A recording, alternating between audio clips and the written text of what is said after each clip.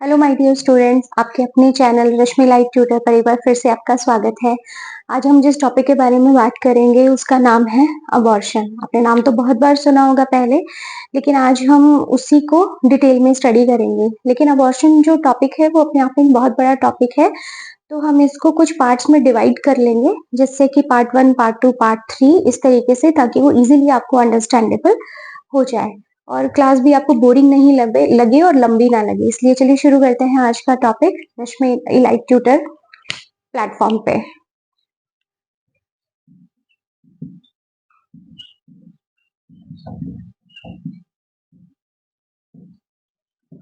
सबसे पहले अपन इसका मीनिंग देखते हैं। मीनिंग या इंट्रोडक्शन की बात करें तो बेसिकली अबॉर्शन समझने से पहले हमें ये समझना होगा कि ब्लीडिंग जो होती है during the time of pregnancy उसके क्या क्या कारण होते हैं। तो कॉजेज ऑफ ब्लीडिंग की बात करें अपन, तो ये दो रीजंस की वजह से हो सकता है। Number 1, related to pregnancy, all right, and second one is not related to pregnancy.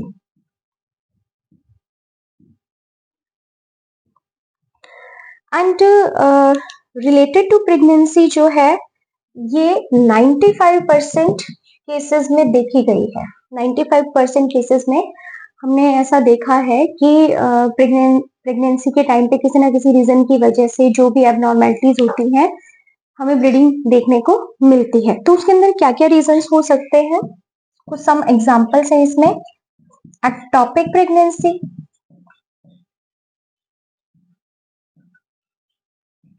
Ectopic pregnancy जो है अपने आप में एक बहुत बड़ा टॉपिक है, जिसके अंदर क्या होता है कि जो फर्टिलाइज्ड एग है वो यूट्रस को छोड़कर कहीं और इम्प्लांट हो जाता है।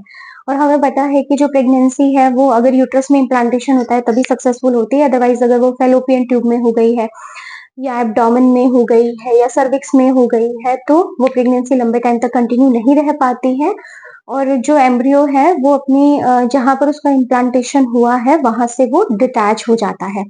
वहां से डिटैच हो जाता है तो ब्लीडिंग होना शुरू हो जाती है। सेकेंड यहाँ पर कॉज है एच मोल।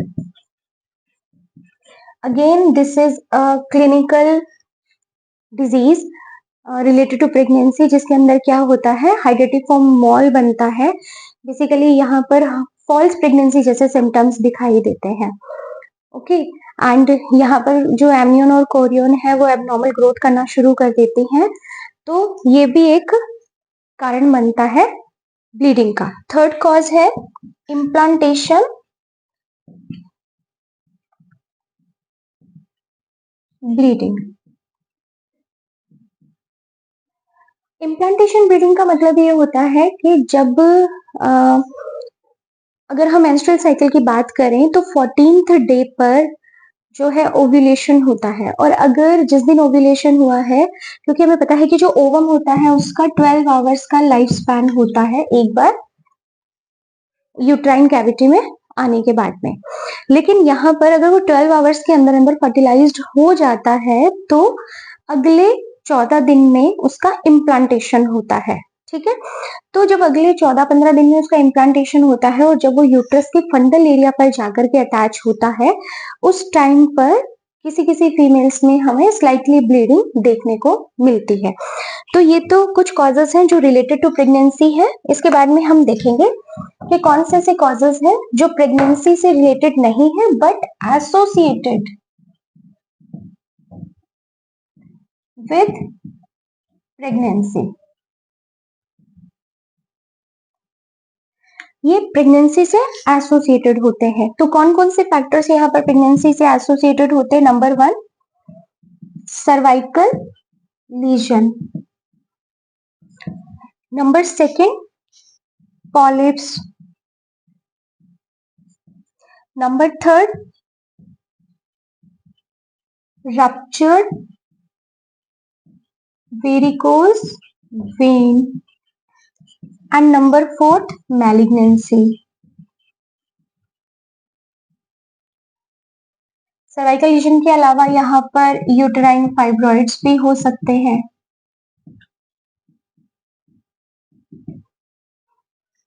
तो ये वो फैक्टर्स हैं जो प्रेगनेंसी से रिलेटेड नहीं है, लेकिन प्रेगनेंसी के साथ अगर सर्विक्स में कोई लीजन है या फिर यूट्रस में कोई फाइब्रॉइड है या फिर पॉलिप्स हैं यूट्रस के अंदर, these are also an abnormal growth.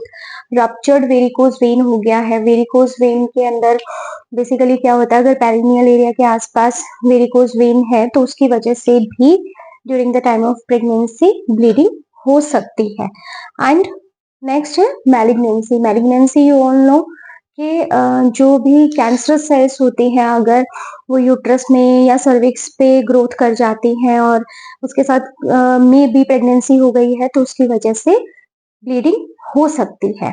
ठीक है, तो ये तो कॉजेस थे ब्लीडिंग के किस किस रीजन की वजह से ब्लीडिंग होती है। अब हम मेन टॉपिक पर बात करते हैं कि अबॉर्शन जो है, बेसिकली अबॉर्शन में हमें ये पता चल गया कि ब्लीडिंग होगी। अभी तक हमें ये समझ में आया है कि अबॉर्शन दैट मीन्स ब्लीडिंग होगी, but what is the exact definition and meaning of abortion, that is definition की बात करेंगे अपन यहाँ पर।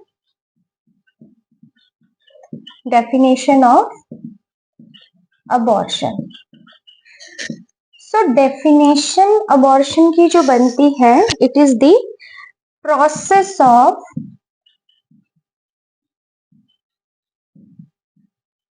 partial or complete,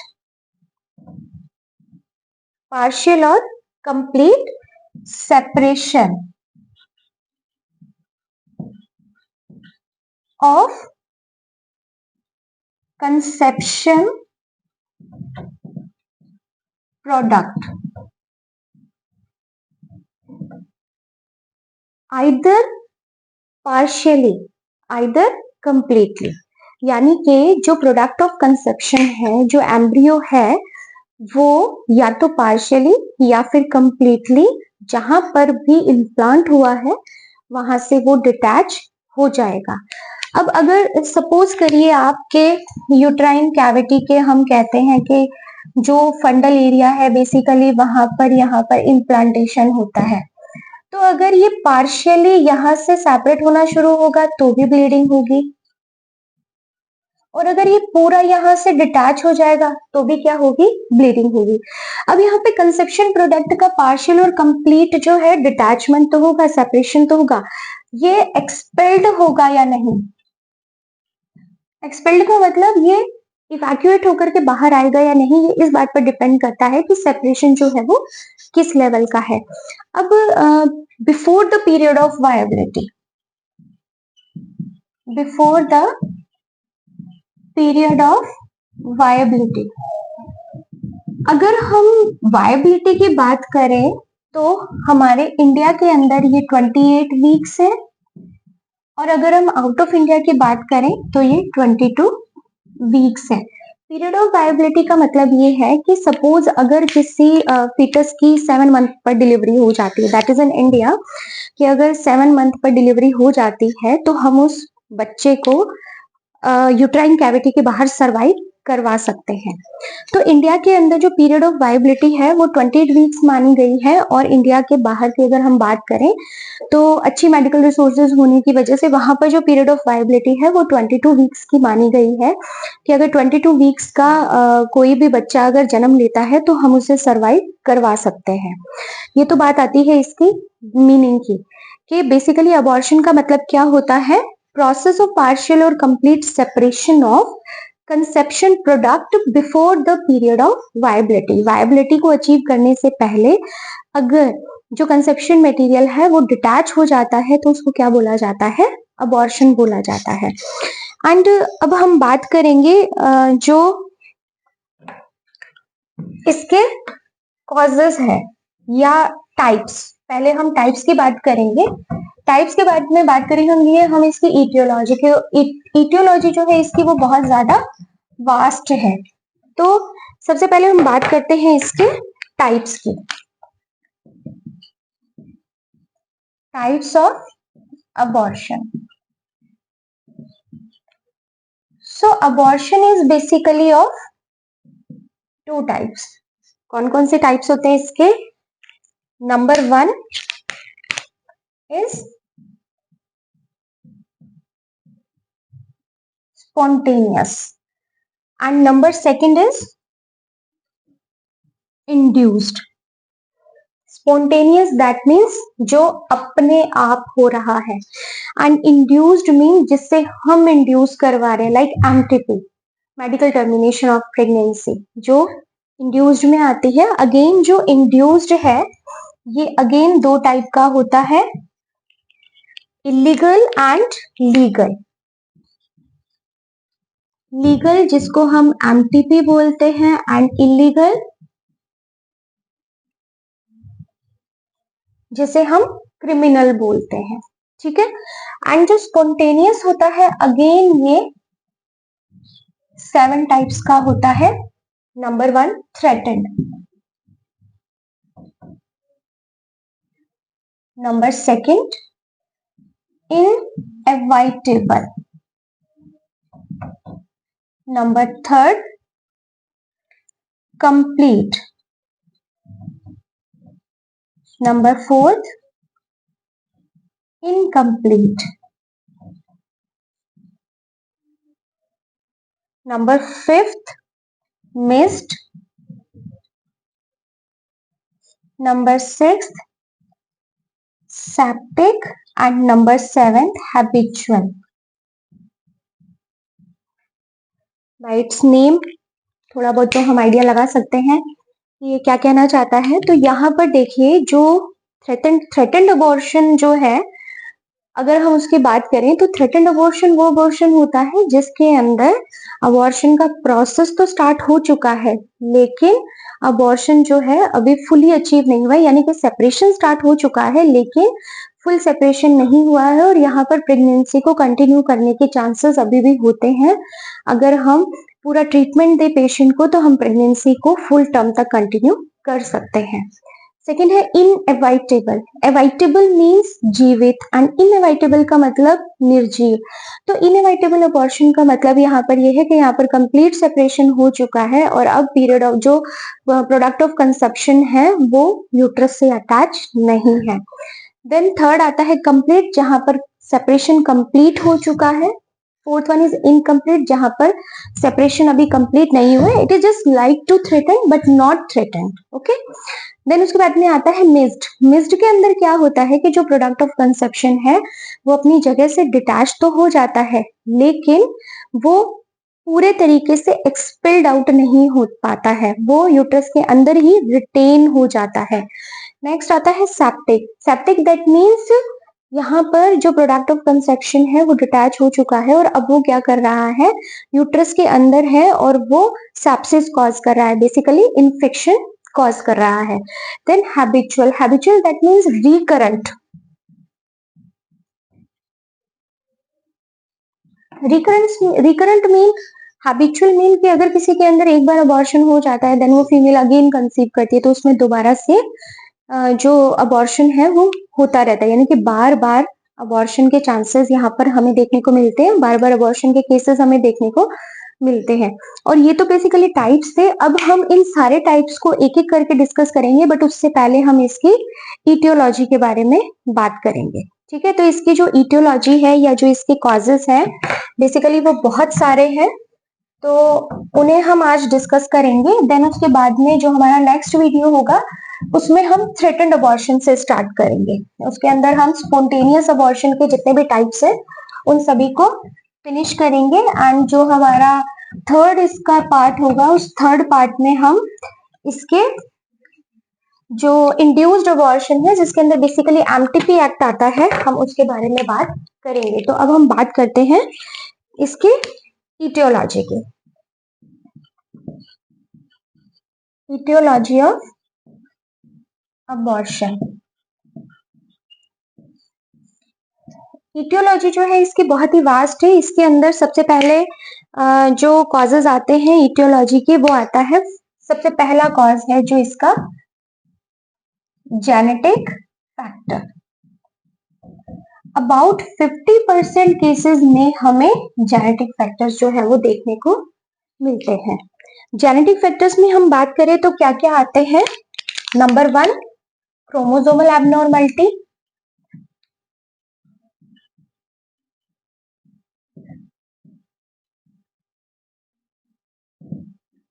number 2, autosomal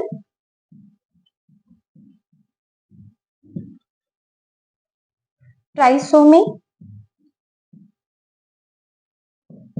number 3, polyploidy.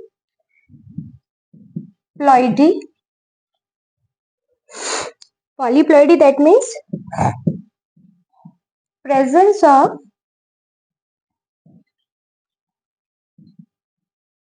3 or more copies of genes। ठीक है, पॉलीप्लॉइडी का मतलब क्या होता है? 2 और मोर कॉपीज ऑफ जीन्स रेप्लिकेट हो जाना, एक ही जीन की बहुत सारी कॉपीज रेप्लिकेट हो जाना। And autosomal trisomy that means होता है ऑटोसोमल जीन जो है उसकी 3 कॉपीज बन जाना। ओके, एक ही जीन की क्या हो जाती है?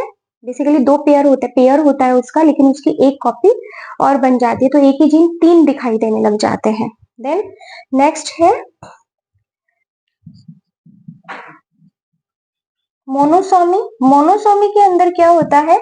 बेसिकली एक ही जो जीन होती है, वन जीन जो होती है उसकी ही कॉपीज बन जाती है, एक ही जीन की कॉपी यहाँ पर बनना शुरू हो जाती है। देन उसके बाद में structural chromosomal rearrangement.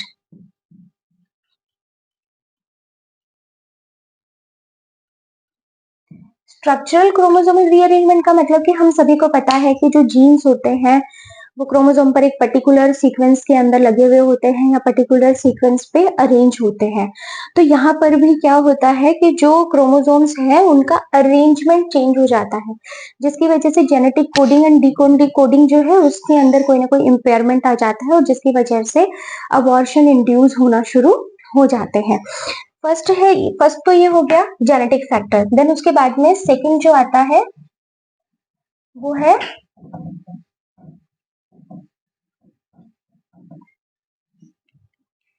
Endocrinal and metabolic.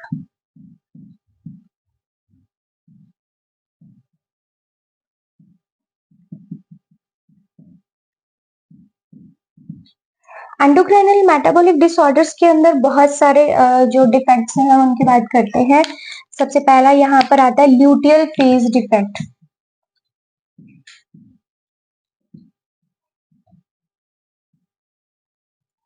अब ल्यूटियल का मतलब क्या होता है कि जब भी एक मैच्योर ग्राफियन फॉलिकल जो है वो रप्चर होती है जिससे एग रिलीज होता है, उसके बाद में वो वापस से जुड़ करके कॉर्पस ल्यूटियम बनाता है। तो और ये जो कॉर्पस ल्यूटियम होता है ये प्रेगनेंसी को मेंटेन करने के लिए एस्ट्रोजन प्रोजेस्टेरोन हार्मोन जो है उनको सिक्रीट करता है। तो यहाँ पर क्या होता है, जो ल्यूटियल फेज है अगर वो डिफेक्ट हो जाती है तो एस्ट्रोजन और प्रोजेस्टेरोन हार्मोन जो है वो बॉडी के अंदर मेंटेन नहीं हो पाते during the time of pregnancy और अबॉर्शन का प्रोसेस स्टार्ट हो जाता है। नंबर 2 यहाँ पे आ जाता है deficit progesterone hormone.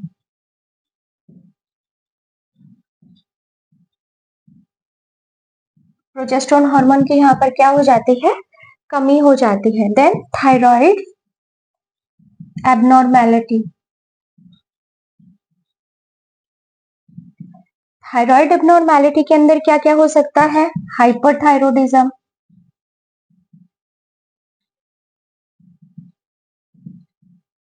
Number 2 hypothyroidism.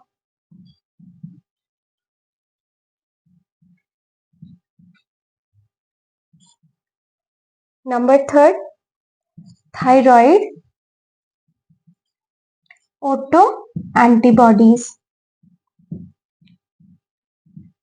तो यहाँ पर क्या होता है कि जो थायराइड ग्लैंड है या तो हाइपर सिक्रीशन करने लग जाए या फिर थायराइड ग्लैंड जो है वो हाइपर सिक्रीशन करने लग जाए, या फिर हमारी बॉडी का इम्यून सिस्टम जो है वो हाइपर एक्टिवेट हो जाए और थायराइड ग्लैंड जो है उसी के अगेंस्ट ऑटो एंटीबॉडीज बनाना शुरू कर दे, जिसकी वजह से हमारी बॉडी के अंदर थायराइड डिसफंक्शन जनरेट हो जाए और थायराइड ग्लैंड जो है वो प्रॉपरली फंक्शन ना करे, जिसकी वजह से इन तीनों ही रीजंस की वजह से एक फीमेल जो है उसकी बॉडी के अंदर मेटाबॉलिक डिसऑर्डर क्रिएट होगा। मेटाबॉलिक डिसऑर्डर क्रिएट होने की वजह से अबॉर्शन इंड्यूस होना शुरू हो जाएगा। फिर उसके बाद में एक और कॉज है, that is diabetes mellitus. Diabetes mellitus is again a very big cause of abortion. बहुत बड़ा रीजन बनता है डायबिटीज मेलाइटस। अगर इसको टाइम पर क्योर ना किया जाए ड्यूरिंग प्रेगनेंसी तो ये भी आगे चल करके अबॉर्शन का कारण बनता है। उसके बाद में थर्ड जो आता है वो आता है एनाटॉमिकल एबनॉर्मेलिटीज।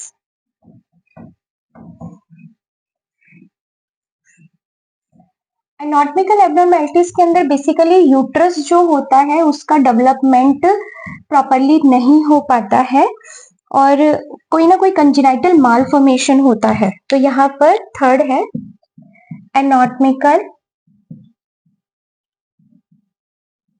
एबनॉर्मेलिटी।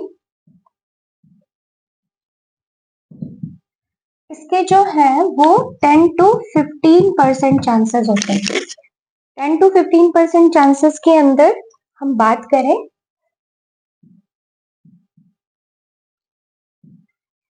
कौन कौन से होते हैं इसके अंदर। Number 1 सर्वाइको factors. यहाँ पर जो सर्विक्स और यूट्रस है उसके अंदर कोई ना कोई इनकॉम्पैटिबिलिटी होगी। सर्विक्स और यूट्रस जो एक साथ एक दूसरे के साथ कोऑर्डिनेशन में काम करते हैं वो कोऑर्डिनेशन प्रॉपर नहीं होगा, जिसकी वजह से या तो सर्विक्स सपोर्ट नहीं करेगी या फिर यूट्रस सपोर्ट नहीं करेगा जो एम्ब्रियो है उसको, और वो डिटैच होना शुरू हो जाएगा। नंबर सेकंड आता है सर्वाइकल इनकॉम्पिटेंसी।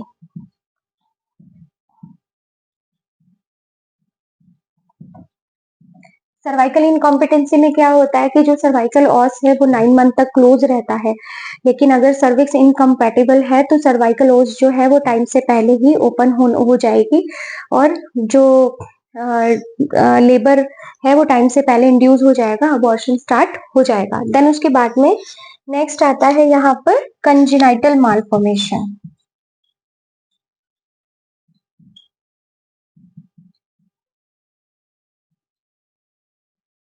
कंजेनाइटल मालफॉर्मेशन में आता है बाइकॉर्न्यूएट यूट्रस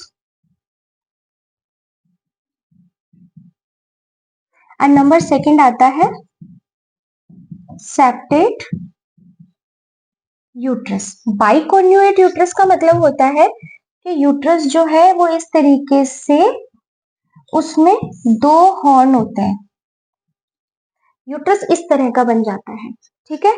और सेप्टेट यूट्रस के अंदर क्या होता है, जो यूट्रस है वो है तो नॉर्मल, लेकिन यूट्रस के बीच में इस तरीके से सेप्टा बना हुआ होता है, ठीक है।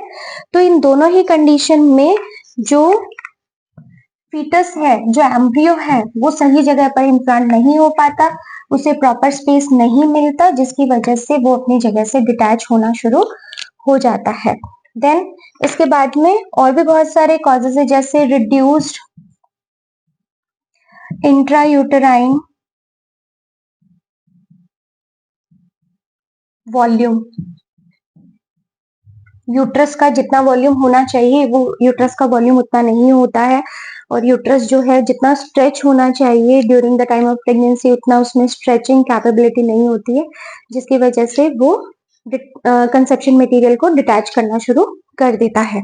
देन उसके बाद में यूट्रस में अगर कोई बाय बर्थ ही फीटस में फाइब्रॉइड है जो एनी टाइम जो है वो यूट्रस में रहता है, जिसको आप केवल सर्जिकली ही उसे हटा सकते हैं, तो ये भी एक कारण बनता है। उसके बाद में नेक्स्ट जो फैक्टर आता है एनाटॉमिकल एब्नॉर्मेलिटी के बाद में, फोर्थ वन जो फैक्टर है वो है हमारा इन्फेक्शंस।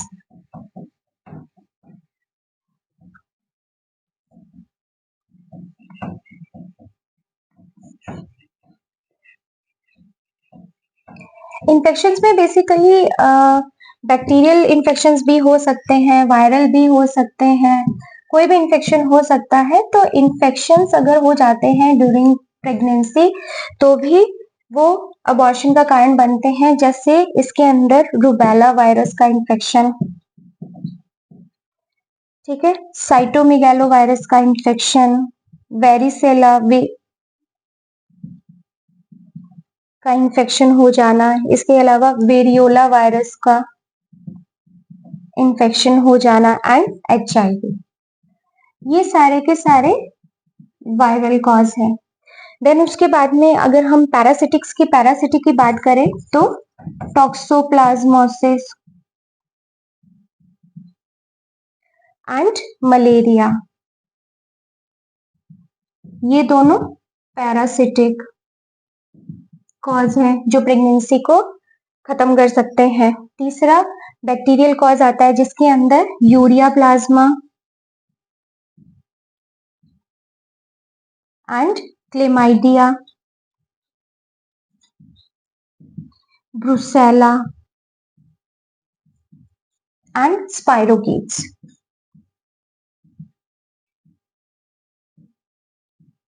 ये सारे के सारे बैक्टीरियल कॉज हैं। ये वायरल पैरासिटिक बैक्टीरिया में भी कोई फंगल इन्फेक्शन भी हो सकता है जो प्रेगनेंसी को डिसकंटिन्यू कर दे। इसके अलावा जो नेक्स्ट कॉज है इन्फेक्शन के बाद में वो आता है हमारा इम्यूनोलॉजिकल डिसऑर्डर।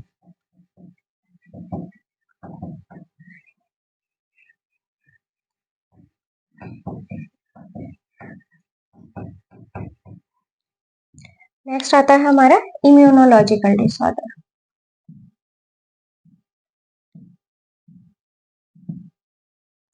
इम्यूनोलॉजिकल डिसऑर्डर्स के अंदर अगर हम बात करें तो इसके चांसेस होते हैं 5 to 10%, इन्फेक्शन के चांसेस होते हैं 5%।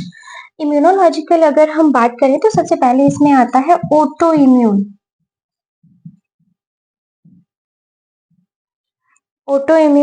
डिजीज। ऑटोइम्यून डिजीज के अंदर क्या होता है, हमारी ही बॉडी की सेल्स को हमारा ही immune system as a antigen detect करना शुरू कर देता है और उसके अगेंस्ट ही एंटीबॉडीज बनाना शुरू कर देता है, जिसकी वजह से हमारी बॉडी जो है वो सेल्फ डिस्ट्रॉयर बन जाती है हमारे लिए ही। तो यहाँ पर इसका एग्जाम्पल है anti nuclear antibodies formation, ANA, anti nuclear antibody formation होना शुरू हो जाता है and anti phospholipid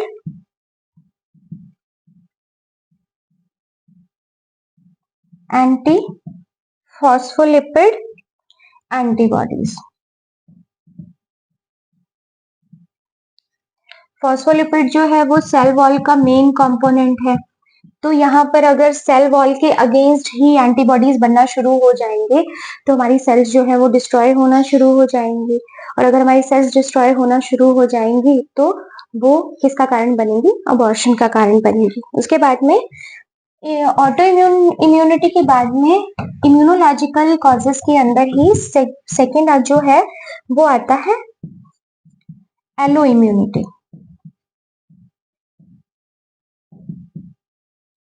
disease.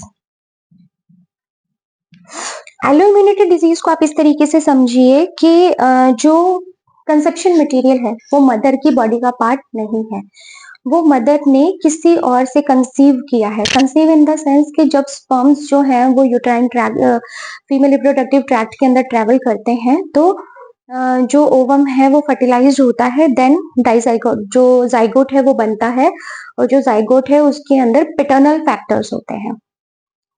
Factors होते हैं जो हमारी बॉडी एज ए एंटीजन उसको डिटेक्ट करती है, या जो फीमेल की बॉडी है उसको एज ए एंटीजन डिटेक्ट करती है। लेकिन यहाँ पर एलो इम्यूनिटी के अंदर क्या होता है कि जो पैटर्नल एंटीजन मदर की बॉडी में एंटर हुआ है during the time of sexual intercourse और during the time of ejaculation, उसके लिए जो एंटीजन होता है उसके ऊपर एक रिसेप्टर पाया जाता है, या ये कहूँ कि एक एंटीबॉडी पाया जाता है जो उस प्रोडक्ट ऑफ कंसेप्शन को डिस्ट्रॉय होने नहीं देता, और फीमेल की बॉडी के अंदर वो एज अ उसकी बॉडी का पार्ट आइडेंटिफाई किया जाता है। लेकिन एलो इम्यूनिटी डिसऑर्डर के अंदर क्या होता है कि जो पैटर्नल एंटीजन के साथ उसका डिटेक्टर होता है या उसका एंटीबॉडी होता है वो यहाँ पर प्रेजेंट नहीं होता, और जो फीमेल की बॉडी है वो उसी कंसेप्शन मटेरियल को एज एंटीजन डिटेक्ट करती है और उसे डिस्ट्रॉय कर देती है। तो यहाँ पर बेसिकली एलो इम्यूनिटी के अंदर फीमेल की बॉडी जो है वो अपने ही प्रोडक्ट ऑफ कंसेप्शन को एज एंटीजन आइडेंटिफाई कर लेती है। फिर उसके बाद में नेक्स्ट जो फैक्टर आता है हमारा इम्यूनोलॉजिकल फैक्टर के बाद में, जो हमारा सिक्स्थ फैक्टर है वो है ब्लड ग्रुप इनकॉम्पैटिबिलिटी।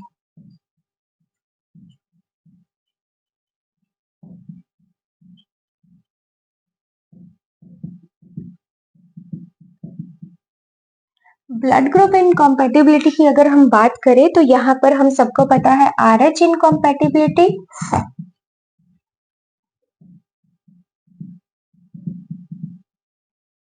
और सेकंड है ABO इनकॉम्पैटिबिलिटी।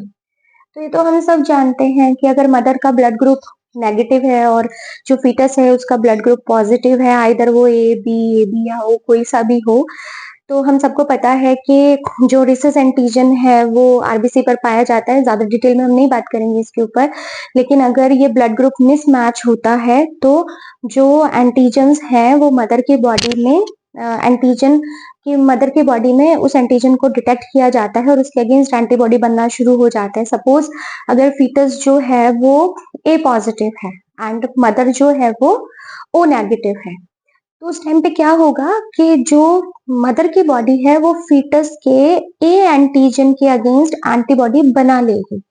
फर्स्ट प्रेगनेंसी में कोई इश्यू नहीं आएगा। फर्स्ट प्रेगनेंसी में कोई इश्यू इसलिए नहीं आएगा क्योंकि जो एंटीबॉडी प्रोडक्शन होगा वो बहुत ही स्लो होगा, और एंटीबॉडी प्रोडक्शन स्लो होने की वजह से क्या होगा, फर्स्ट प्रेगनेंसी बहुत इजीली कंटिन्यू रहेगी, डिलीवरी भी बहुत अच्छे से हो जाएगी।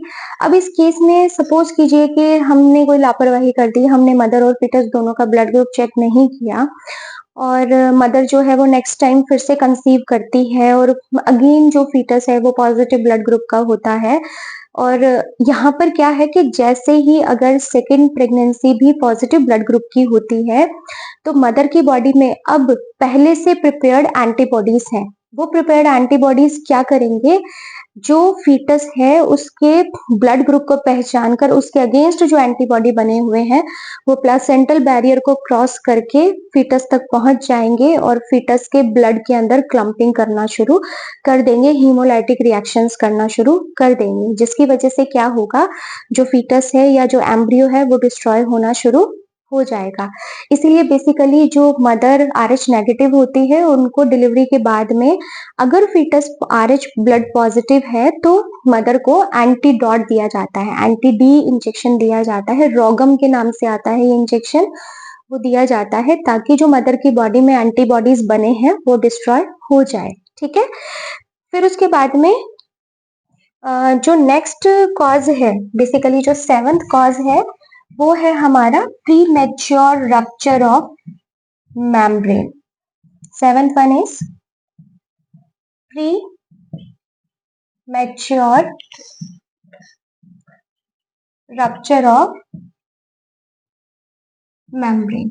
समटाइम क्या होता है, जो एमनियन है वो टाइम से पहले रप्चर हो जाती है, जिसको नॉर्मल लैंग्वेज में बोला जाता है वाटर ब्लॉक कर गया। ठीक है, तो मेम्ब्रेन अगर टाइम से पहले रप्चर हो जाती है तो ये फर्स्ट सिम्टम होता है लेबर स्टार्ट होने का। तो अगर ये लेबर स्टार्ट होने का सिम्टम बहुत पहले आ जाएगा, छठे महीने में आ गया या सातवें महीने में आ गया, तो जैसे ही वाटर ब्लॉक होगा या जैसे ही मेम्ब्रेन रप्चर होगी वैसे ही जो लेबर है वो प्रोसेस स्टार्ट हो जाएगा और जो कंसेप्शन मटेरियल है वो इवैक्यूएट होकर बॉडी से बाहर आ जाएगा। इसका रीजन जो है मे बी कुछ भी हो सकता है, लेकिन मेन कॉज इसका क्या होता है, मेम्ब्रेन का रप्चर होना। मे बी हो सकता है कि पेल्विक पीवी एग्जामिनेशन किया तो उससे कोई रप्चर हो गया, या फिर आपने कोई डायलेटर यूज कर लिया, या फिर कोई ट्रॉमा हो गया, इंजरी हो गई, या फिर मदर जो है वो during the time of rough road journey कर लिया उसने, या मदर का पैर स्लिप हो गया और वो एब्डोमिनली गिर गई है। तो इन सभी केसेस में वाटर जो है वो ब्लॉक हो सकता है, या फिर मैं कहूँ मेम्ब्रेन जो है वो रप्चर हो सकती है और अबॉर्शन हो सकता है। देन उसके बाद में नेक्स्ट आता है यहाँ पर प्री के बाद में पैरेंटल फैक्टर।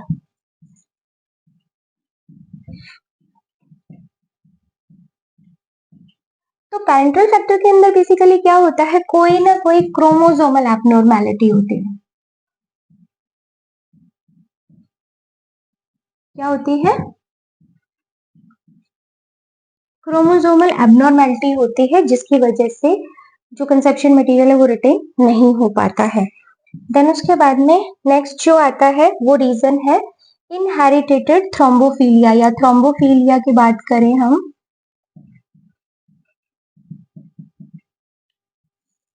ये जेनेटिक डिसऑर्डर है और बेसिकली ये एक ब्लड डिसऑर्डर है जिसके अंदर अगर थ्रोम्बोफीलिया होता है जो एक जनरेशन से दूसरी जनरेशन में जा रहा है, तो उसकी वजह से क्या होता है, जो फीटस है वो सरवाइव नहीं कर पाता है during the time of intrauterine life. Then उसके बाद में नेक्स्ट जो कॉज आता है वो आता है एनवायरमेंटल फैक्टर।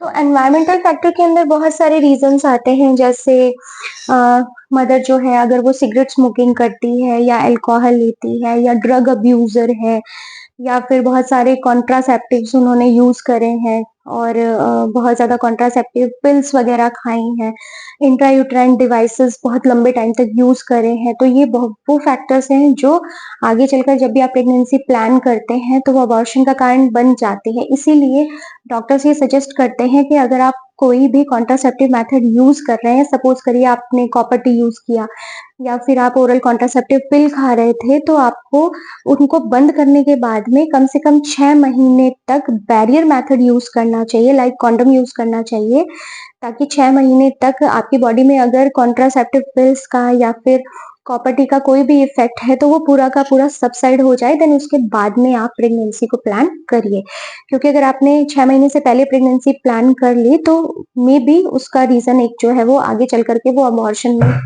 में चेंज हो सकती है। देन उसके बाद में जो नेक्स्ट आता है हमारा अनएक्सप्लेन्ड। अनएक्सप्लेन्ड पे बहुत सारे रीजंस होते हैं जिनको हम एक्सप्लेन नहीं कर सकते हैं। अनएक्सप्लेन्ड के अंदर आता है जैसे मदर की जो एज है, एज ऑफ मदर, मदर की एज जो है वो 35 प्लस है या 40 प्लस है, तो वहां पर कॉम्प्लिकेशंस के चांसेस ज्यादा बढ़ जाते हैं, लाइक कंजस्टिव हार्ट फेलियर हो जाता है प्रेगनेंसी के टाइम पे, थायराइडिज्म हो जाता है या फिर डायबिटीज हो जाता है या हाइपरटेंशन हो जाता है। तो ये सारे के सारे कॉजेस अबॉर्शन को इंड्यूस करते हैं। देन उसके बाद में कॉमन कॉजेज जो है अबॉर्शन के, common causes in the sense के कॉमन, अगर हम कॉमन कॉजेज की बात करें तो कॉमन कॉजेज के अंदर फर्स्ट ट्राइमेस्टर की बात करेंगे पहले तो हम।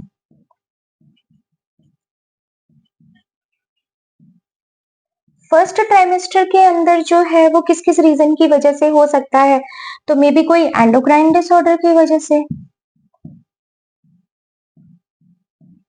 और या फिर किसी जेनेटिक डिसऑर्डर की वजह से। ठीक है। And second one is second trimester, या फिर इसके अंदर हाँ इम्यूनोलॉजिकल डिसऑर्डर हो सकता है कोई, या फिर कोई इन्फेक्शन हो सकता है। ठीक है। एंड सेकेंड सेकेंड ट्राइमेस्टर में, तो सेकेंड ट्राइमेस्टर में क्या क्या रीजन हो सकते हैं, सर्वाइकल इनकॉम्पिटेंसी हो सकती है या फिर सर्वाइको यूटेराइन मिसमैच हो सकता है, और भी बहुत सारे रीजंस हो सकते हैं जिसकी वजह से फर्स्ट ट्राइमेस्टर में तो प्रेगनेंसी जो है वो हमारी कंटिन्यू रहती है, या फिर कोई ना कोई मैटरनल फैक्टर हो सकते हैं, मदर की कोई इलनेस हो सकती है जिसकी वजह से फर्स्ट ट्राइमेस्टर तो इजीली निकल गया, लेकिन सेकेंड ट्राइमेस्टर में आगे चल करके कॉम्प्लिकेशंस आना शुरू हो जाते हैं, तो सेकेंड ट्राइमेस्टर में भी प्रेगनेंसी जो है वो डिसकंटिन्यू हो सकती है। तो बेसिकली अभी तक हमने जो हमारा टॉपिक है अबॉर्शन, उसके अंदर हमने क्या बात करी, सबसे पहले मीनिंग की बात करी कि ब्लीडिंग के क्या क्या कॉजेज हो सकते हैं। सेकेंड हमने यहाँ पर बात करी कि डेफिनेशन क्या है अबॉर्शन की, तो बिफोर रीचिंग द वायबिलिटी, अगर जो रिप्रोडक्टिव ट्रैक्ट है वहां से ब्लीडिंग होती है तो उसको क्या बोला जाता है, अबॉर्शन बोला जाता है। और उसके बाद में हमने देखे इसके टाइप्स देखे, टाइप्स हमने यहाँ पर बेसिकली टाइप्स तो 2 ही देखे, जिसके अंदर पहला क्या था स्पॉन्टेनियस और दूसरा क्या था इंड्यूस्ड। देन स्पॉन्टेनियस के अगेन फिर से 7 टाइप्स थे एंड इंड्यूस्ड के 2 टाइप थे। देन उसके बाद में हमने इटियोलॉजिकल फैक्टर्स पे बात करी, तो जो इटियोलॉजिकल फैक्टर्स है वो यहाँ पर हमारे टोटल 12 है, जिनको हमने अभी इस क्लास के अंदर डिस्कस किया है। और जो नेक्स्ट वीडियो होगा वो इसी का कंटिन्यूएशन होगा। हम इसके आगे जो स्पॉन्टेनियस अबॉर्शन है उसके टाइप्स पर बात करेंगे। तो मेरा नेक्स्ट वीडियो का आप जरूर वेट करिएगा। मिलते हैं अपने नेक्स्ट वीडियो में। Thank you and bye bye students.